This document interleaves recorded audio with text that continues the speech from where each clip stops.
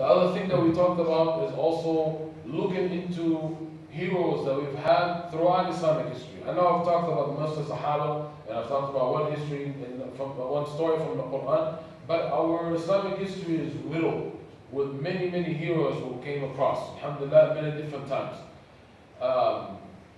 Actually, there was an Indonesian freedom fighter. If I'm not mistaken, her name is Satita or something like that.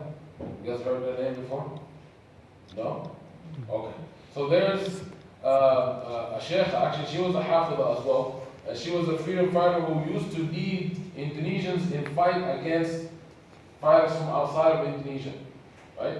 And she was known for that. And she used to teach Quran and she used to lead the armies as well. And I believe her name is Satita. I'll send you guys the name to look it up, inshallah. But you also have some leadership that came from there, that history we need to look it up. Right? Sadly, a lot of times we're not familiar with our own history.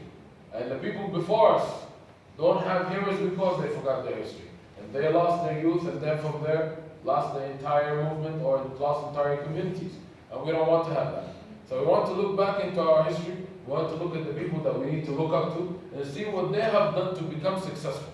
Right? The stories in the Quran, the stories in the Seerah, the stories of the people that came after. We want to see their success. How did they become successful? Even our scientists, for example. We know Islam, for example, we've led the world when it comes to scientific discovery and technology and all of that for hundreds of years. But if you look at the scholars who've actually done that, they all had a very similar upbringing. Right? Those who are in chemistry or physics or astronomy, whatever it is, they all started studying Quran and Hadith, and they were scholars in it first. And from there they went into physics, and they went into chemistry and math and everything else, and medicine and all of that. And many times the discoveries were actually from the Quran. And I remember I had a talk with the youth some months ago, maybe 6 or 7 months ago. It was about, actually almost a year ago. It was the tafsir of Surah Tabarak.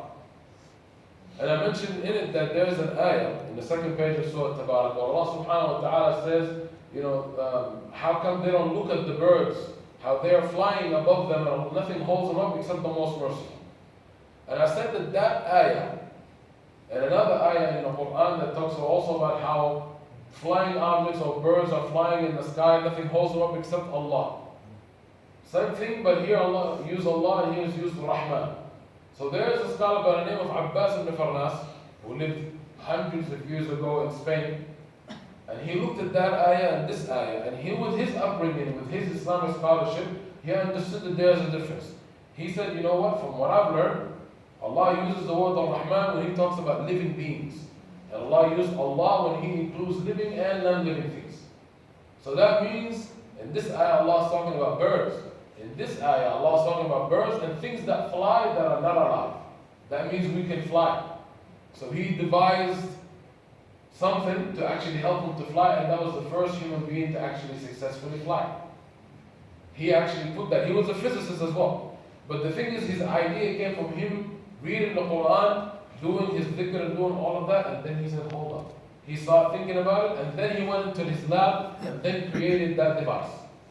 So it actually comes from the Quran. You will see many of the discoveries that we have that we use nowadays, that comes that way. The same thing with the camera. Like the camera was actually invented in Al-Azhar, the university that's known inside of the Masjid, by a scholar as well, who was a physicist and mathematician, but he was also a Muslim scholar as well. So I know a lot of times we think that we separate the two. I want to learn Islam, but I also want to learn science and all of that. Both are the same. If they get you closer to Allah subhanahu wa ta'ala, then it's worship to Allah subhanahu wa ta'ala.